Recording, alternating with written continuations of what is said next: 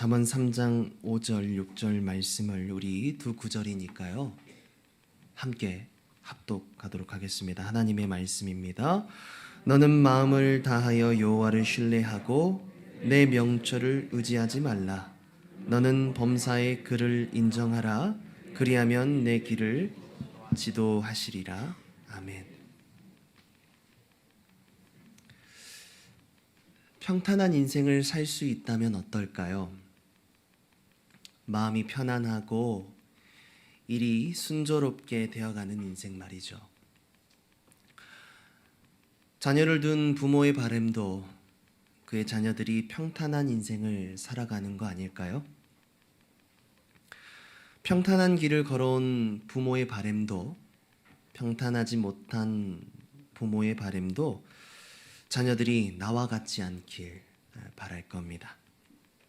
재산을 물려주고 좋은 교육을 받게 하고 자녀가 원하는 걸 충분히 제공해 주기도 하며 또 다양한 것들을 보고 만지게 하는 경험을 통해서 부모의 마음이란 자녀가 평탄한 길을 걸어가기를 원하는 그 바람 한 가지일 테죠. 아마도 그 한 가지가 더욱 간절해지는 건 우리가 살아가는 인생이 우리의 바람과 다르게 구부러지고 또 어긋나 있고 비틀어져 있기 때문입니다. 사랑도 추억도 관계도 나의 꿈도 그런 암담한 현실에 자꾸만 내가 원하는 방향과 다르게 흘러가는 것만 같아서 괜시리 옆 사람이 야속하기도 합니다. 내가 바란 한 가지보다 먼저 알았어야 할 부정할 수 없는 사실 한 가지, 인생에 고통이 있다는 걸 누군가 말해줬다면 더 좋았을 텐데요. 하나님을 떠난 죄악된 세상 속에 우리는 살아가고 있다고, 하나님을 다시 만나는 그날까지 인내하는 방법을 배우라고 말해줬다면, 그리고 말해준다면 구부러진 길에서 벗어나 그 자녀는 평탄한 길을 찾아 나설 테니까요. 오늘 본문의 내용도 그렇습니다. 아버지는 아들에게 평탄한 길을 걷는 지혜에 대해서 가르칩니다. 이 지혜를 받들어 듣는 자녀는 아버지를 공경하는 자요, 그로 인해 생명과 평강을 얻을 것입니다. 평탄한 길로 걷게 되는 거죠. 성도 여러분, 우리도 본래 누구의 한 부모의 자녀였지 않습니까? 우리의 부모님의 불완전함과 같이 우리들도 자녀들에게 불완전한 부모임을 생각해 보게 되는 겁니다. 그러므로 우리는 우리를 지으신 완전한 창조주 하나님, 그리고 우리의 영혼과 생명을 붙드시는 아버지 하나님의 바람을 들여다보면서 그분의 자녀된 자세로 오늘 말씀을 통해 평탄한 길을 배울 수 있기를 원합니다. 저마다 인생의 고통을 바라보는 모습도, 그리고 인생에 나타나는 고통을 대하는 태도도 다양합니다. 신들에게 복종하지 않아서 전생에 쌓은 잘못된 업보 때문에 욕망을 비워내지 못해서, 또는 정해진 운명이니까 받아들여야 한다고 말하기도 하죠. 왜 내게 암이 생겼을까? 왜 지진이 일어난 걸까? 왜 내게 이런 질병과 고난이 찾아온 것일까? 라는 질문에 대해 이 자연은 우리의 고통에 대해서 신경 쓰지 않는다고 말하기도 하고, 고통은 우연히 발생한 아무런 의미 없는 사고일 뿐이며 불행이라는 이름의 딸꾹질 정도라고 말합니다. 사람들은 반복되고 이해할 수 없는 고통을 겪으면서 대처할 방법들을 찾았습니다. 고통의 문제를 적절히 다룰 수 있는 심리치료 전문가의 도움을 구하기도 합니다. 아니면 내 인생의 걸림돌이라고 여겨지는 그 고통을, 그 원인을 찾아 제거하는 겁니다. 이에 대해서 부처는 고통이 집착에서 오는 것이기 때문에 마음을 내려놓고 이 세상의 그 무엇도 지나치게 사랑하지 않아야 한다고 말했죠. 그렇다면 고통을 대하는 기독교의 입장은 어떨까요? 우리가 믿는 성경은요, 고통을 허용하고 도리어 그 고난에 동참하라고 저와 여러분을 장려하고 있습니다. 우리가 잘 알다시피 성경에는 그런 이야기가 주류합니다. 요셉의 고난, 예레미야의 고통, 그리고 우리 주님 예수님께서 겟세마네 동산에서 내 마음이 심히 고민하여 죽게 되었다고 말씀하십니다. 우리는 고통의 때에 그 예수님의 고백을 기억해야 합니다. 우리 주님이 이렇게 고백하셨죠. 나의 원대로 맛이 없고 아버지의 원대로 하옵소서. 기독교에서 고난은 우리를 거룩한 성품으로 열매 맺게 하는 장치고, 또 십자가에서 한번 비춰보면 징벌이 아닌 우리의 죄악된 영혼의 정화입니다. 우리는 살아가면서 맞닥뜨리는 고난과 고통을 통해서 우리의 영적인 시선을 다시 그리스도께로 고정하게 되는 것입니다. 이런 사실을 알면서도 우리는 고난이 찾아오면 마음이 굉장히 고통스럽습니다. 우리의 마음이 흔들리고 불안하게 됩니다. 그렇다면 우리의 인생에 찾아오는 고난과 고통으로 마음이 불안하고 흔들릴 때 어떻게 해야 할까요? 우리가 평탄한 길로 걸어가기 위해서 그 고통의 때에 가장 먼저 해야 할 것은 무엇일까요? 그 첫 번째는 거짓 안전장치를 제거해야 합니다. 잠언 오늘 본문 5장인데요. 함께 읽습니다. 너는 마음을 다하여 여호와를 신뢰하고 내 명철을 의지하지 말라. 모든 인간은 아담의 후손으로서 자신만의 기준대로 선악을 구분짓습니다. 크게 집을 짓는 것과 관련해서 안전한 것과 안전하지 않는 것으로 사람은 자신이 보는 시선을 가지고 직관적으로 구분하죠. 하나님을 떠난 인간들은 최초로 모여 성을 짓기 시작했고요. 그리고 이후에 아브라함 조카 롯은 저기 아름다워 보이는 소돔 땅을 자신의 직관적인 시선으로 안전하게 여겼습니다. 그래서 창세기 13장 10절을 보게 되면 이에 롯이 눈을 들어 요단 지역을 바라본즉 소알까지 온 땅에 물이 넉넉하니 여호와께서 소돔과 고모라를 멸하시기 전이었으므로 여호와의 동산 같고 애굽 땅과 같았더라. 죄인들의 가장 불쌍한 특징 중 하나는요, 거짓 안전장치를 안전하다고 믿게 되는 비극입니다.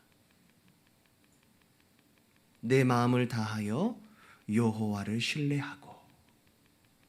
여러분 5절을 보시겠습니까? 5절에서 신뢰는 본래 부정적인 것으로 사용되는 단어입니다. 거짓 안전으로부터 벗어나야 한다는 의미를 가지고 있죠.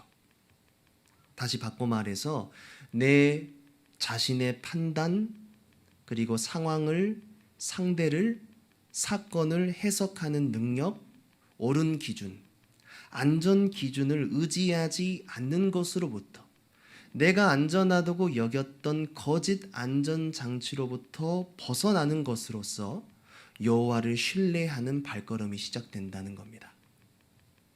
그 안에 머물고 있고 선을 밟은 채로 여호와를 신뢰할 수는 없다라는 말씀의 진리입니다. 사랑하는 성도 여러분, 마음이 불안하고 흔들릴 때 여호와를 신뢰할 수 있기를 원합니다. Trust in the Lord with all your heart.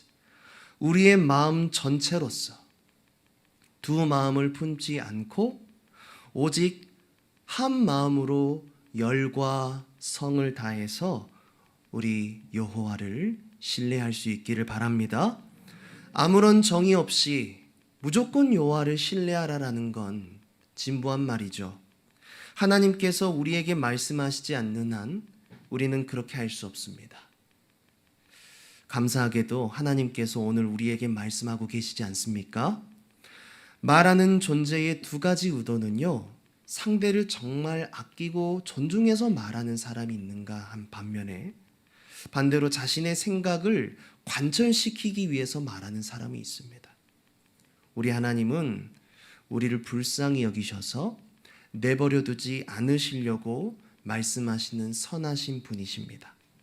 그러므로 하나님의 약속의 말씀을 들을 수 있는 것, 더 나아가서 내가 하나님의 약속의 말씀을 신뢰할 수 있는 것은 정말 귀하고 복된 일입니다. 우리에게 믿음을 주신 하나님의 은혜의 선물입니다. 여러분의 거짓 안전 장치는 무엇입니까? 하나님보다 더 안전하다고 여기는 것들은 무엇이 있습니까? 여호와만이 저와 여러분을 보호하실 수 있습니다. 우리의 안전은 오직 그분께 달려 있습니다. 아무리 위험한 상황에 직면해도 안심하고 우리 하나님은 의지할 수 있는 분이십니다. 자녀들이 아버지의 가슴품에서 높이 올라갈 때도 그리고 다시 떨어질 때도 놀라지 않고 그 아버지의 가슴에 안겨실 수 있음을 믿으시기 바랍니다. 여호와를 신뢰하는 데에 가장 큰 방해꾼이 있습니다. 나의 명철입니다. 여호와와 반대되는 단어로 여러분 명철이 등장하고 있어요. 보통 명철은 해석을 위한 통찰력을 가리키는데요. 하지만 하나님에 대한 신뢰가 빠진 명철은 건강한 정신적 기능을 할 수 없는 거죠. 그것은 부러진 목발을 의지하는 것과 같습니다. 의지하지 말라. 다른 말로 부러진 목발에 의지하라 입니다. 바다를 항해하고 바다에 잠수 좀 했다고 그 광활한 바다를 다 볼 수 없는 것처럼 자신의 명철을 의지하는 사람은 부러진 목발에 의지하는 자와 같은 미련한 사람입니다. 여러분, 성도는 하나님께 헌신된 자들입니다.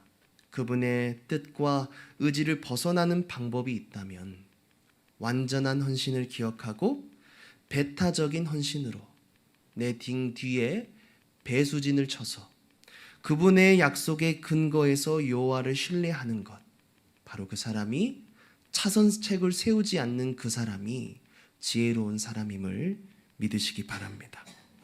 두 번째로 우리의 마음이 불안하고 흔들릴 때 우리는 모든 순간에 하나님의 임재를 바라야 합니다. 오늘 본문 6절인데요. 함께 읽습니다. 너는 범사에 그를 인정하라. 그리하면 내 길을 지도하시리라. 사실 고통의 시작은요, 잘못된 인식으로 시작되는 거죠. 나의 존재, 나의 어떠함을 스스로 찾고 결정할 때 내 인격에 균열이 일어나기 시작합니다. 내가 위대한 존재라고 생각할 때 상대를 깔보게 되듯이 나의 존재의 어떠함을 드러내고 찾으려 할 때 그렇지 못하는 상대의 어떤 대응 그리고 나의 기준에 부합하지 못하는 사물들을 바라보는 인식이 바뀌어지면서 왜곡이 일어나면서 내 마음이 고통스러운 겁니다. 쉽게 예를 들면 이런 거죠. 월 500번은 신랑이 있었어요. 너무 멋지고 너무 만족스러웠어요. 근데 친구 남편이 월 1,000만 원을 버는 거죠.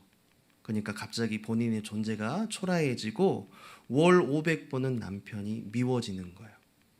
사건과 사물은 그대로인데 내 마음 안에서 고통이 시작된 겁니다. 그 이유는 본인의 가치를 스스로 높였기 때문입니다. 여러분, 우리의 가치는 하나님께 있습니다. 하나님께서 우리를 어떻게 여기셨습니까? 로마서 8장 32절에 자기 아들을 아끼지 아니하시고 우리 모든 사람을 위하여 내주시니까 어찌 그 아들과 함께 모든 것을 우리에게 주시지 아니하겠느냐. 그럼 한번 같이 읽어보겠습니다. 자기 아들을 아끼지 아니하시고 우리 모든 사람을 위하여 내주시니까 어찌 그 아들과 함께 모든 것을 우리에게 주시지 아니하겠느냐. 자기 아들을 아끼지 아니하신 하나님을 모든 순간에 인정해 드려야 하지 않겠습니까? 범사에, 나의 모든 길에 그분의 임재를 바라야 합니다. 우리가 많이 배웠습니다. 인정하라, 야다, 그분을 알라. 모든 순간에 그분의 뜻을 알라.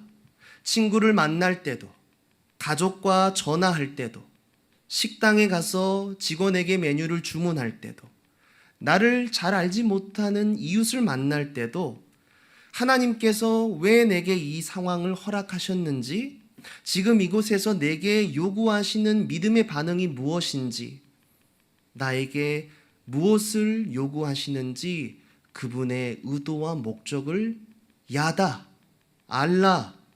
그분의 말씀이 나를 통해 이 땅에 나타나도록 그분의 통치와 그분의 주권과 권리를 인정해 드리라는 말씀입니다. 성도 여러분, 하나님을 아는 지식은 하나님을 전적으로 의지하면서 우리에게 말씀하신 그 구체적인 계명과 가르침들을 순종할 때 얻을 수 있습니다. 하나님은 자신의 주권적인 말씀에 대해 순종하는 자에게 반응하시면서 일하십니다. 우리가 기도만 하고 순종하지 않는다면, 예배는 하지만 그분의 말씀을 지키고 마음에서 따르지 않는다면 하나님은 우리를 통해서 일하실 수가 없습니다. 예배자가 자신의 의무를 다 한다면 여호와 하나님께서도 자신의 때에 자신의 방식으로 우리에게 약속하신 일을 다 행하실 것입니다. 결국 평탄한 길을 걷는 사람은 그분의 말씀을 마음판에 새긴 사람을 말씀합니다. 말씀이 마음에 새겨지지 않은 사람은 모든 순간에 하나님의 임재를 바라지 못하고 두 마음으로 나뉘어진 인생을 살아가게 되는 거죠. 두 마음 때문에 일어난 위선과 거짓과 모순에 뒤덮여진 평탄한 길과는 너무나 거리가 먼 인생을 걸어가게 되는 겁니다. 평탄한 길을 걷는 것, 거듭남의 문제였던 겁니다. 그렇다면 모든 순간에 하나님의 임재를 바라는 방법은 무엇이 있을까요? 성령을 따라 행하는 겁니다. 우리 함께 고백할까요? 성령을 따라 행하라. 갈라디아서 5장 16절입니다. 함께 읽습니다. 내가 이르노니 너희는 성령을 따라 행하라. 그리하면 육체의 욕심을 이루지 아니하리라. 거듭난 사람은 하나님의 뜻을 알기 전, 예수 그리스도를 인격적으로 만나고 고백하기 전 인생의 BC와 AD가 확실하게 나누어지는 사람입니다. 그렇게 나누어지면 내가 주의 계명을 알기 전 붙잡았던 지난날의 인생의 모든 것들을 다 내려놓고 우리 주님을 따라가게 됩니다.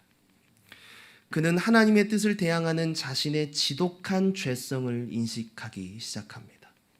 본인이 쓸모있는 존재라는 착각도 제거하기 시작합니다. 성령이 우리 안에서 역사하실 때 우리는 점점 나의 권리와 주장을 혐오하기 시작합니다. 그리스도 그분만이 완전한 의임을 고백하기 시작합니다. 성도 여러분, 거듭난 후에 나의 권리와 주장을 포기하는 모습이 있으십니까? 내가 소유한 모든 것을 포기할 마음이 있으십니까? 내가 사랑하는 것들을 우리 주 예수 그리스도의 죽음과 연합함으로 모두 내려놓을 수 있겠습니까? 우리의 육체의 생명을 미워해야 합니다. 가장 큰 공포의 대상은 예수님께 대항하는 우리의 마음의 교만입니다.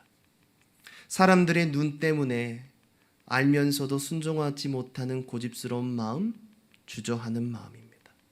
나는 하나님을 사랑하지만 하나님보다 더 중요하게 여기고 있는 것들은 사실 나를 행복하게 만드는 것이 아닌 스스로를 고통 속에 가두어두는 감옥이었던 거죠. 한 성도의 이야기입니다. 9월 어느 날 남편은 한 여성을 위해 나와 내 아이들을 남겨두고 떠났다. 상대 여성도 남편과 아이를 버렸다. 있을 수 없는 일이 일어났다. 그쪽 가정은 안팎으로 다 내 친구들이었다. 크리스천인 남편은 나와 함께 아이들을 앉혀놓고 더러 이혼하는 어른들이 있지만 우리에게는 그런 일이 절대로 일어나지 않을 거라고 말했었다. 우린 무슨 일이 있든지 사랑하는 이와 아이들을 위해 늘 곁에 있겠노라고 하나님과 서로에게 약속했다.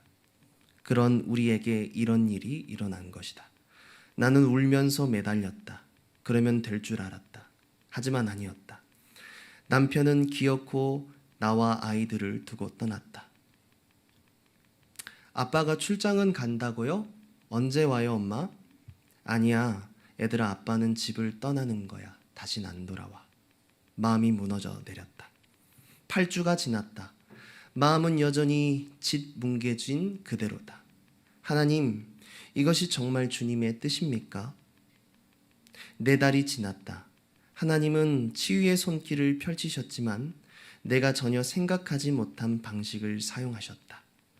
나는 정의가 드러나는 모습을 보길 원했지만 그것을 실현하는 일은 내 몫이 아니었다. 남편에 대해서가 아니라 남편을 위해서 기도하기 시작했다. 그의 마음이 치유되기를 간구하기 시작했다. 그가 돌아오길 구했지만 내게로가 아니라 하나님께로 돌아오는 거였다. 이 간증을 한 그녀는 자신의 삶에 지금껏 경험해 보지 못했던 살아계신 하나님의 역사를 이 고통의 시간을 통하여 직접 목격하기 시작했고, 하나님이 무슨 일을 하고 계시는지 고백하며 이야기를 마무리했습니다. 다니엘의 세 친구가 하나님을 경외했다는 이유로 풀무불에 들어가지 않았습니까? 인생은 예수님과 함께 인생의 풀무불을 지나가는 겁니다. 그런데 이 진리를 잊어버리고 내 생명을 귀중히 여기게 되면 주님이 우리를 위해 내어주신 희생은 아무런 소용이 없습니다. 여러분, 연단받기 싫어하고 고난받기를 거절하고 말씀의 나를 깎아가는 고통에 인대하기보다 세속적인 가치관과 주를 알지 못하는 사람들의 풍류를 따라간다면 주님이 우리에게 주실 생명이 우리 안에 어떻게 머물 수 있겠습니까? 존경하는 성도 여러분, 하나님의 선하심을 믿으십시오.